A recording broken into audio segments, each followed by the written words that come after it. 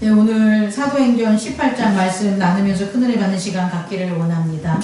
여러분, 복권 한번 사보셨어요? 네. 자, 저를 보세요. 나는 토요일만 되면 복권을 산다. 손 들어보세요. 오케이. 그럼 나머지는 안 사는 거네. 자, 복권을 사는 사람들을 제가 두 가지로 생각을 해봤어요. 하나는 뭐냐, 어떤 유형이냐 보세요. 복권에 해당하는 숫자를 파악하는 거야. 아, 이번 주에는 꼭 이런 숫자가 나올 것 같다 라고 해가지고 분석을 해가지고 아, 이게 맞출 거야 라는 그런 마음을 가지고 가서 복권을 사는 사람들이 있어요. 이게 준비하는 거죠. 복권의 숫자의 세계, 우연의 세계, 확률의 세계, 이런 것들을 생각하고 가는 사람이에요. 또 다른 유형은 어떤 유형일 것 같아요? 그냥 운에 맡기는. 아, 그거는 그런 사람들은 간혹 사는 거고, 이거 맨날 살아가는 사람들이에요. 또 사는 사람들은 꿈이에요. 아, 내가 꿈을 꿨는데 내가 할머니가 나왔어. 내 꿈에 아주 좋은 일이 있어. 그래서 이 복권은 꼭 사야 되는 거야. 아니면 내가 일주일 동안 생활했는데 아, 운이 좋아, 느낌이 좋아, 이것은 꼭 이건 좋은 일이 일어날 것 같아 라고 해서 복권을 사러 가는 사람들이라는 거예요. 그럼 이런 사람들은 이들 안에 뭐가 있는지 알아요? 준비. 믿음이 있는 거예요. 믿음. 그런 행동을, 동일한 행동을 습관이 아니라 계속해서 법칙에 의해서 우리의 몸을 활용하는 데에는 반드시 믿음이 있어요. 믿음이 없이는 우리가 우리의 몸을 일정하고 동일한 것을 연속적으로 소망과 희망을 가지면서 복권이 안 당첨됐는데 그 좌절함을 이겨가면서 다시금 유지하는 일을 못해요. 그렇게 하는 것은 그 사람에게 뭐가 있기 때문에? 믿음이 있기 때문에 그러는 겁니다. 그런데요, 여러분 잘 들어보세요. 믿음이 없는 사람은 복권 안 사요. 이해할 수 있겠어요? 아무리 좋은 꿈을 꿔도 돼지 꿈을 막 꿔서 옆 사람이 아니야 사야 돼, 너 분명히 돼 해도 안 사. 그 이유는 뭐가 없어서? 믿음이 없어서. 아니, 자동으로 있잖아. AI가 숫자 다 알려줘가지고 확률 다 계산해가지고 이것만 하면 야, 여기서 1등, 2등, 3등 다 나왔단 말이야. 꼭 사봐 라고 해도, 그게 과학적 데이터라고 할지라도 믿음이 없으면 그걸 한다 안 한다?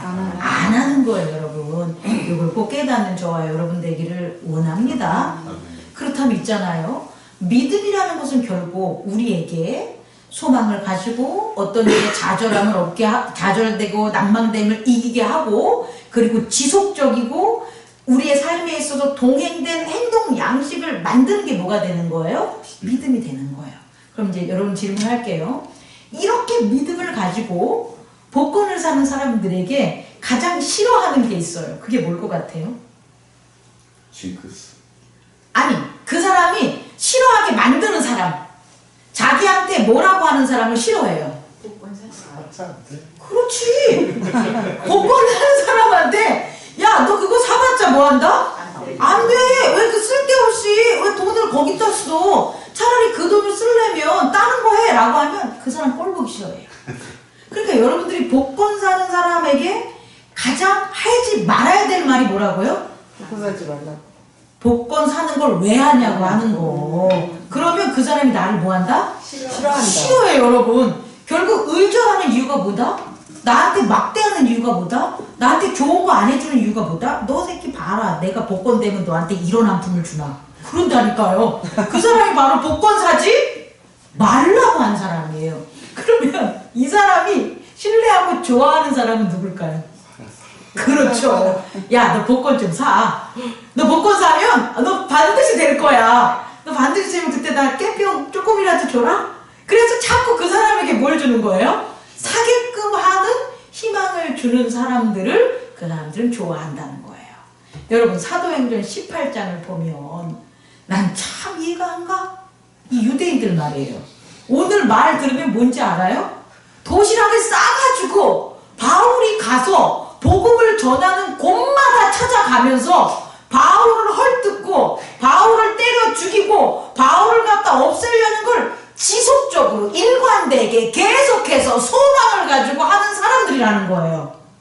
이들은 왜 그러냐는 거예요. 이들은 도대체 왜 그러냐는 거예요. 이 유대인들은 왜 바울을 못 죽여서 안 다니냐는 거예요. 여러분들이 대답해 보세요. 왜일 것 같아요? 자기네들의 믿는 법에 어긋났다. 당연한 거죠. 싫어하니까. 싫어하는 차원이 아니라 싫어한 원인이 장로님이 말씀한 거예요. 싫어한 원인이 뭐냐면 나의 믿음을 종이짝으로 만드는 거예요. 나의 믿음을 산산이 부숴버리게 한다고 그들은 뭐 하는 거예요? 바울과 예수님을 생각하는 거예요. 자, 그럼 이제 우리 살펴봅시다. 첫 번째, 유대인들의 믿음은 도대체 무엇으로 만들어졌을까요? 율법, 전통, 이것을 갖다가 보다 쉽게 얘기하면 표적입니다. 뭐라고요? 표적. 유대인들의 믿음은 그냥 나온 게 아니라 뭐를 통해서? 표적을 통해서 나온 거예요. 복권을 하루하루 사가지고 100만 원을 잃은 거예요. 한 달에 사서 100만 원이 꽝이야. 그런데 그 중에 하나가 뭐냐면 한 50만 원 정도 탄 거야. 한 30만 원 정도 탔던 경험이 있어. 그러면 그 사람에게 있어서의 복권은 뭐가 돼요? 나의 표적이 되는 거예요. 왜? 내가 직접 뭐 한 거니까? 경험한 거니까. 여러분 이해할 수 있겠습니까? 저는 5만 원이 최고였어. 5만 원. 그래서 표적이 안 돼. 그래서 안 사. 자, 상목 성도님, 최고 얼마까지? 5만 원? 아직 믿음의 단계는 아니신 것 같아요. 거기에 완전 50만 원 딱 되면 믿음의 단계로 갑니다.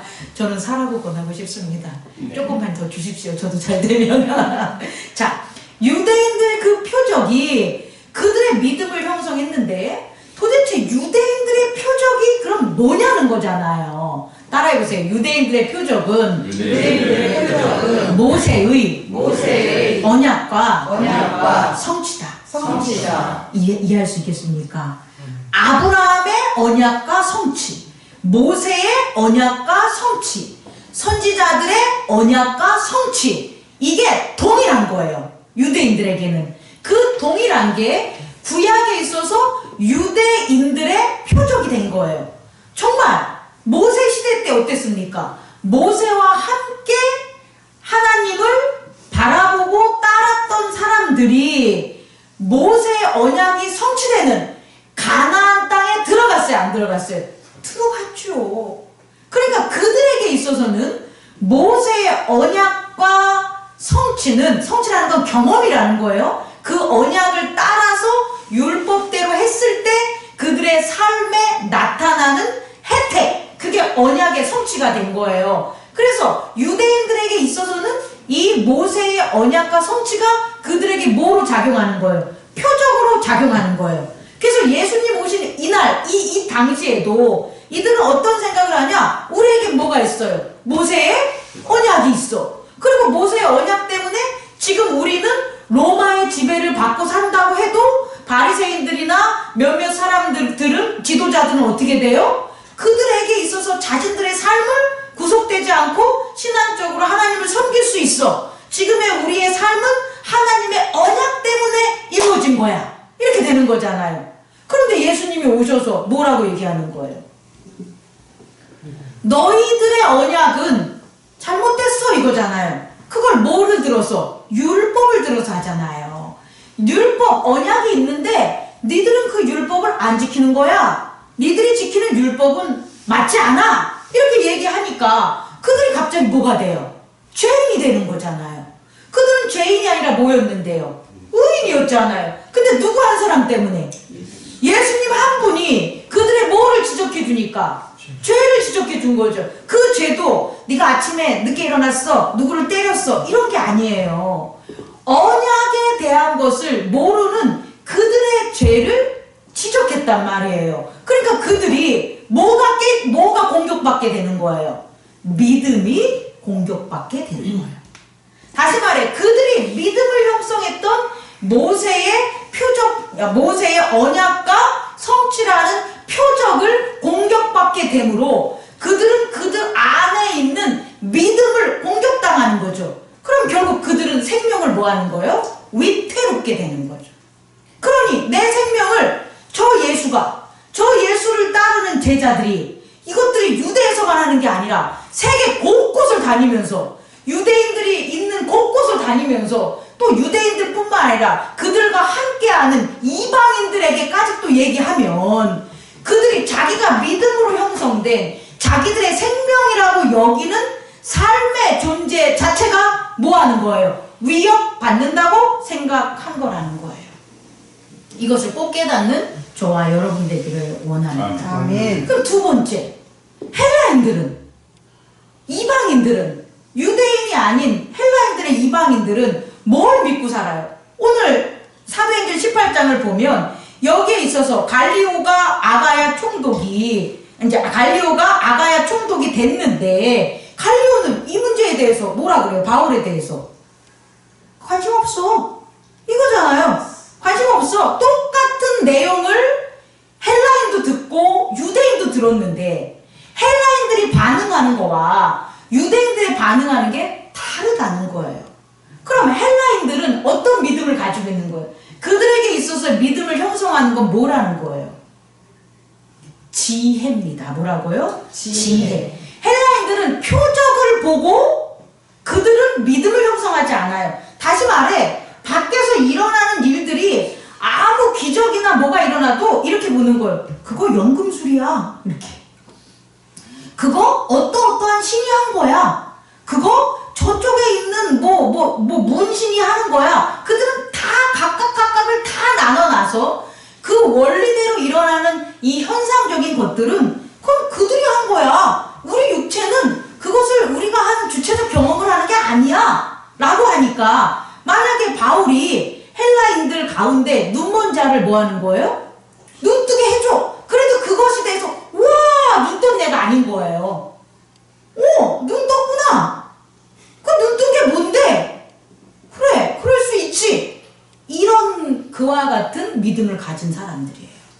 그런데 그들에게 믿음을 형성하는 건 뭐냐면 그들 안에 있는 그들의 에고가 바라보는 건 뭐냐면 과학적 원리, 철학적 원리, 다시 말해 소피아, 지혜와 그 다음에 로고스라는 거예요. 원리 원칙.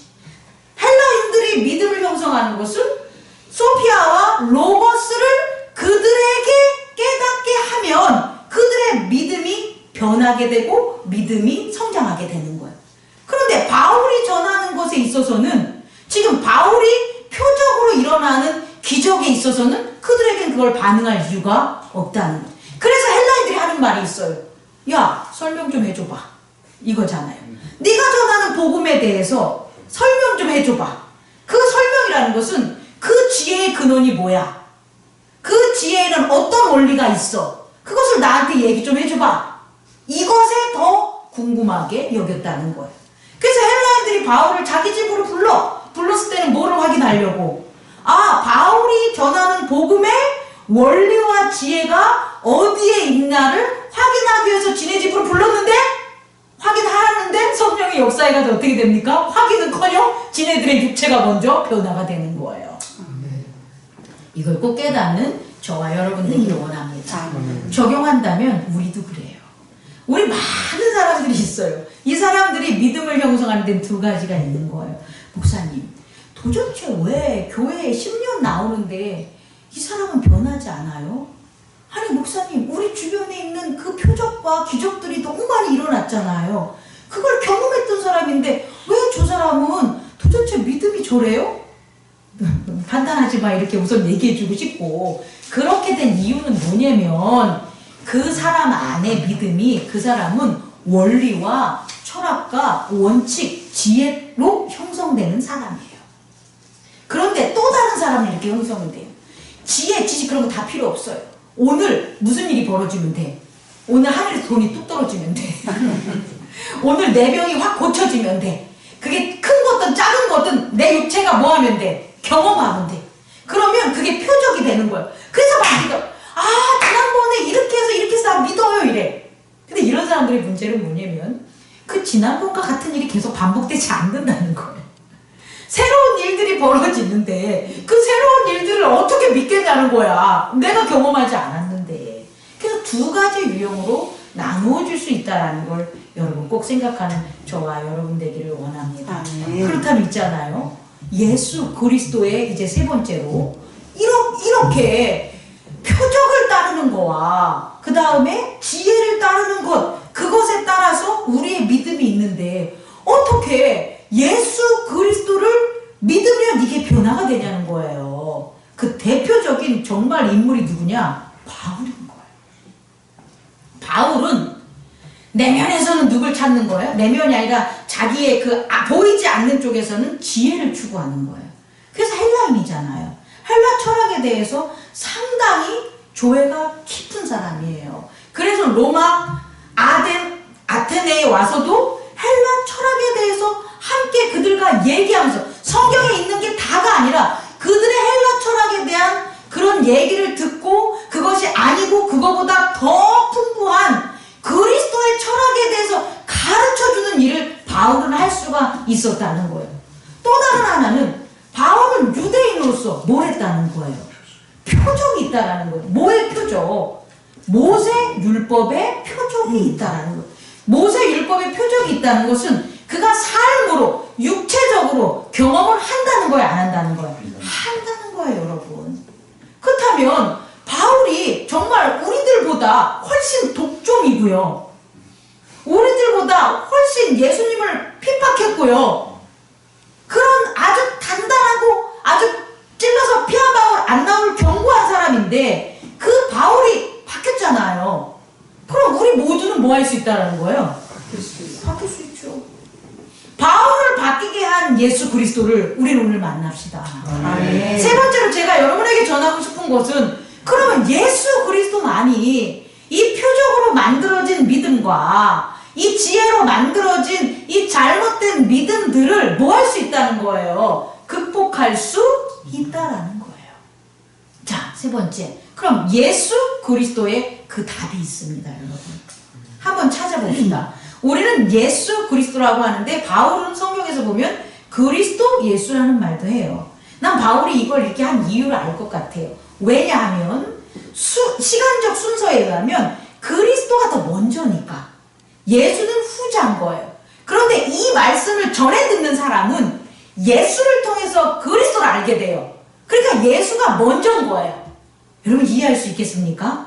다시 말해 바울에게 있어서는 바울이 철학적인 로고스와 소피아적인 그의 깨달음에 의하면 그리스도는 태초부터 있었단 말이에요. 이 깨달음이 있는 사람들은 그리스도의 명칭을 앞에다 둔다는 거예요. 다시 말해 선제한 이미 태초부터 계셨던 그리스도, 그 그리스도가 내가 만난 예수라는 거예요. 근데 바울이 만난 예수는 요한이 만난 예수가 아니에요. 왜냐면 요한과 베드로와 제자들은 누구부터 봐요? 육체적인 예수부터 보죠. 그리고 그가 부활한 후에 성령을 받고 누구를 알아요? 그리스도를 알죠. 근데 바울은 다메섹 도상에서 어떻게 한 거예요? 빛을 봤죠. 그 빛은 인간 예수, 나약한 예수, 십자가에 못 박힌 예수가 아니잖아요. 그 예수는 예수가 아니라 그리스도잖아요. 그 그리스도를 먼저 보고 눈이 멀고 그 제자들한테 집에 가서 안수받고 기도하고 예수에 대한 복음을 전해 들으니까 그때서야 인간 그리스도에 대해서 알게 된 거예요. 그래서 유일하게요 바울의 서신서를 보면 그리스도 예수라는 얘기들이 많아요, 여러분. 자, 그럼 이름에서 찾아봅시다. 이게 앞에서 했던 뒤에서 했던 이게 중요한 게 아니라 예수는 따라해보세요. 예수는 표적이다. 예수는 표적인 거예요. 예수는요 언약으로 하는 게 아니에요, 여러분. 예수는요 직접 십자가에 못 박혀 죽은 그 아픔을 우리가 경험해야 되는 거예요. 근데 그 경험을 어떻게 하냐고. 상국 성도님, 예수님이 2000년 전에 살았는데 나도 그래 경험 못했다고. 근데 그 경험을 누가 해주시냐? 성령이 하게 한다. 아멘. 성령이 우리 안에 있으면 예수님이 부활한 후에 부활을 믿는 자들에게 뭘 전달해 주냐? 성령이 오잖아요. 우리가 예수의 부활을 믿으면 그때 성령이 우리 몸을 지각하게 한다고요. 그럼 그 지각하게 하면 뭘 느끼게 하냐면 예수가 십자가에 못 박혀 돌아가셨어라는 것을 우리가 몸이 경험하게 한다는 거야. 그게 표적인 거예요. 제가 우리 상목 성도님 없을 때 얘기한 거니까 설명해 줄게요. 제가 하나님 섬기면서 바뀐 게 정말 있어요. 옛날에 제가 글을 쓰면 호러글 쓰고 그랬어요. 호러글. 폐폐적인 글. 피팍팍. 내가 옛날에 글 쓴 것 중에 죽이는 것도 막 있어. 심리적으로. 죄송합니다. 그런데 이런 것을 봤던 제가 회개하고 극장에 가면 있잖아요. 견딜 수가 없는 거예요. 그 난폭함, 추악함, 이게 내가 아니다가 아니라 몸이 전율해. 조금만 상처 입은 것을 내 건 괜찮아. 남의 거 보면 전율이 와. 몸이 확확 반응을 해. 그럼 이게 나냐는 거예요. 내 몸이었냐고. 아니라는 거예요. 성령이 내 몸을 그렇게 사용하는 거예요. 아멘. 예전에 여러분 예수 믿기 전에 무당 굿하는 거 그럴 수도 있지. 무당 굿해서 떡 하나 먹는 게 얼마나 좋아. 그래 먹을 수도 있어. 이거예요. 배고픈 시절에. 근데 여러분 예수 믿고 회개하고 무당 찾아갑니까? 점집 찾아갑니까? 안 가죠 여러분. 뱀 같은 거 보면 아이고 절하고 싶습니까? 네? 아니면 뭐 막대기 넣고 하면 절하고 싶습니까? 아니죠 여러분. 여러분의 몸이 우상을 경험한 거라는 거예요. 그걸 누가 경험시켜요? 성령이. 이걸 꼭 깨닫는 저와 여러분 되기를 원합니다. 다시 말해 예수는 유대인들이 한 표적이에요. 표적이라는 건 뭐냐면 직접 내가 언약과 성취에 있는 경험을 했을 때 있는 거니까 우리에게 예수의 십자가가 뭐가 된다? 표적이 되는 거예요. 누구를 통하여? 성령을 통하여. 또 하나는 그리스도인 거예요. 뭐라고요? 그리스도 있잖아요. 소피아와 로고스의 원리가 담긴 언약이에요. 아멘. 자, 여러분 이해해 보세요. 왜 유대인들의 언약은 변경될 수밖에 없었냐는 거예요. 하나님은 왜 유대인의 모세의 언약을 폐하고 그리스도의 새 언약을 줬냐는 거예요. 모세의 언약에 무슨 하자가 있어서? 안 그럽니다. 모세의 언약 온전했어요. 그 시대에 모세의 언약이 온전했으니까 모세가 출애굽을 해가지고 가나안 땅까지 갔죠. 그런데 그 모세의 언약의 문제는 뭐냐면 모세 자체라는 거예요.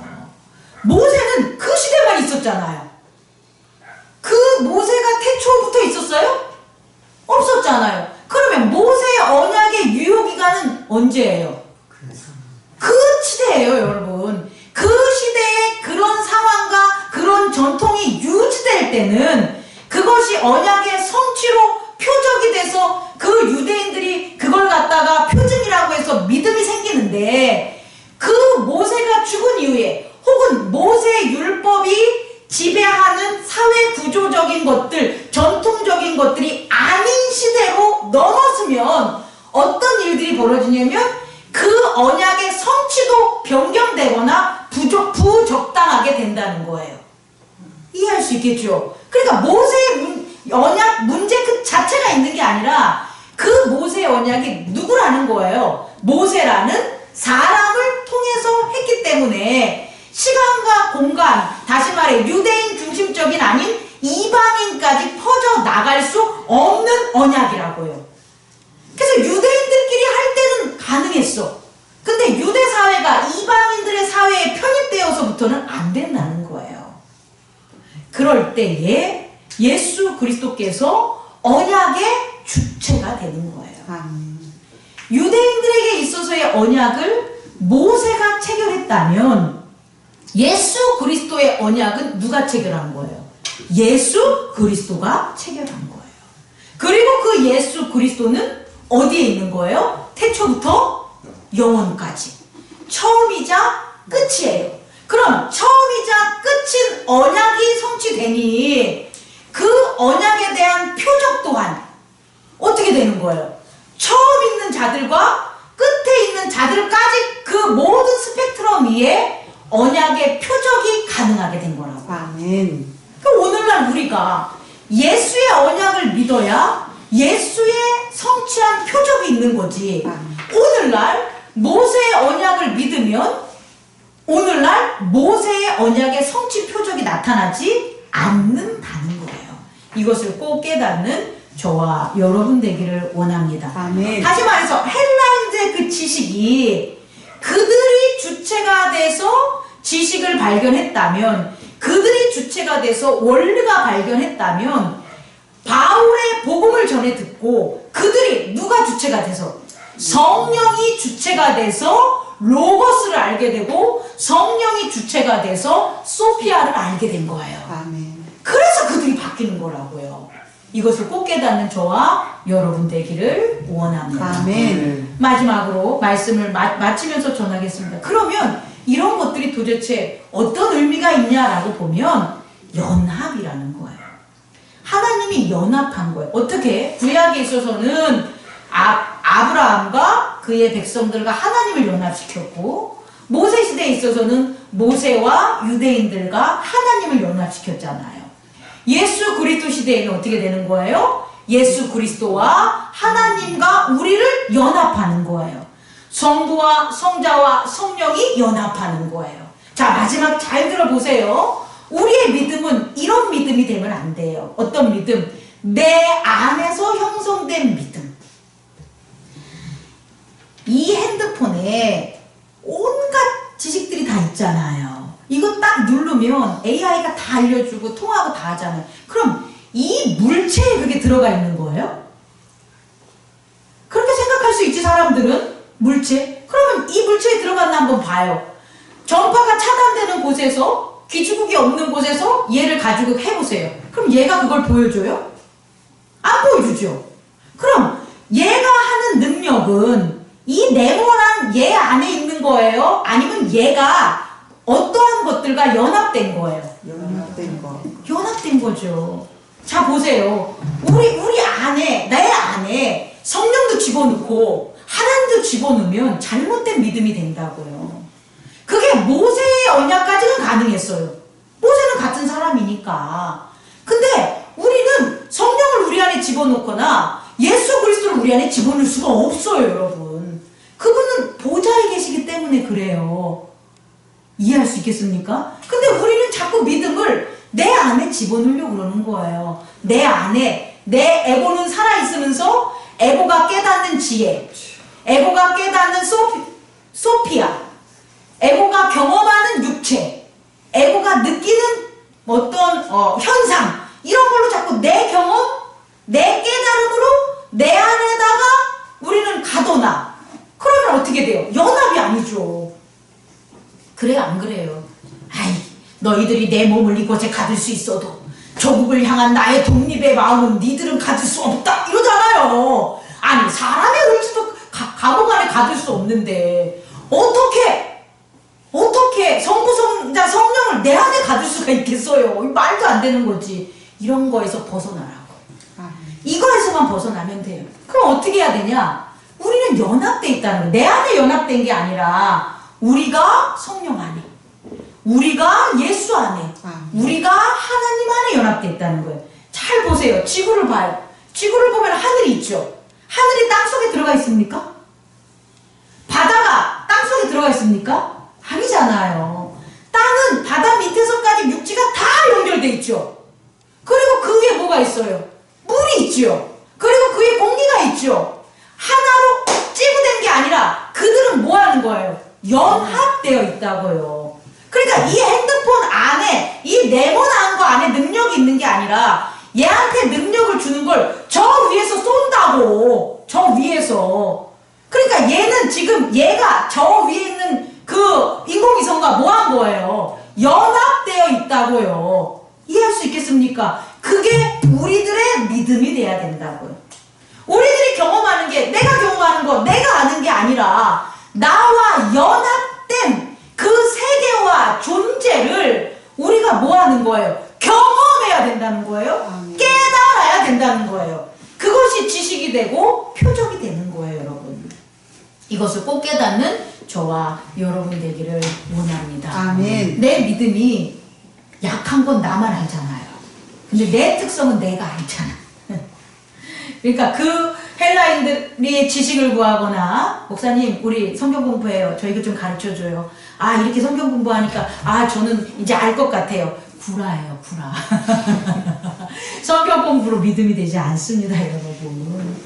언약을 지키는 순종 그것만이 지혜를 얻을 수 있는 성령의 역사를 가져와요. 목사님 기도 좀 해주세요. 기도 많이 해줘가지고 나 병 좀 낫게 해주고 나 좀 뭐 좀 해야 되는데 잘 되게 좀 기도해줘. 기도 많이 해주지 목사님이 까먹는다니까. 그래서 잘 돼. 병 나. 아이고 좋아라. 그 다음에 내일 가면 까먹는다니까. 모레 가면 또 까먹고 믿음으로 가지 않는 거예요 여러분. 그 믿음은 바로 예수 그리스도의 표적의 성취. 다시 말해 성령님께서 죄에 대해서 의에 대해서 심판에 대해서 가르쳐 줬을 때 그것들을 갖다 인지한 경험을 했을 때 이게 죄였구나. 하나님 이 일이 의군요. 이게 예수 그리스도의 복음을 전하는 거군요. 제가 하겠습니다. 순종할 때 세상을 바라보면서 심판받을 세상에 저렇게 사는구나. 심판받은 세상에서 우리가 구원받은 것은 오직 그리스도의 언약을 붙잡고 사는 것밖에 없구나. 어렵고 힘들어도 이라크에 폭탄이 팍팍팍팍 터져도 유가가 올라갔다 내렸다 올라갔다 해도 이런 일들이 한두 이틀 있는 것도 아니고 수천 년 역사 속에 반복된 이기적인 전쟁들인데 하나님 저들 중에서 아프거나 다치거나 힘들지 않는 사람들 위해 힘들지 않게 해주시고 만약에 그런 걸 당한 사람이 있으면 주님의 복음이 전파돼서 저들이 극복하게 해주시옵소서 기도하는 사람 그게 우리들의 역할이다. 아멘. 그게 우리들의 믿음이라는 거예요. 아멘. 이 믿음이 성장하는 저와 여러분 되기를 원합니다. 아멘. 기도하겠습니다. 거룩하신 하나님